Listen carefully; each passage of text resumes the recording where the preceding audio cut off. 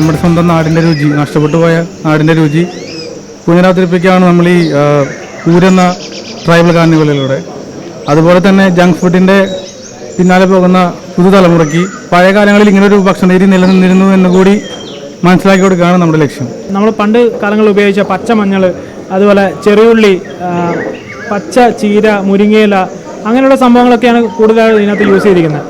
എല്ലാ ഫുഡും ടേസ്റ്റിനുപരി കൂടുതലും കസ്റ്റമേഴ്സിന് ഹെൽത്തിന് വേണ്ടിയിട്ടാണ് നമ്മൾ മെനു കംപ്ലീറ്റ് ആയിട്ട്, റെസിപ്പി കംപ്ലീറ്റ് ആയിട്ട് പ്ലാൻ ചെയ്തിരിക്കുന്നത്.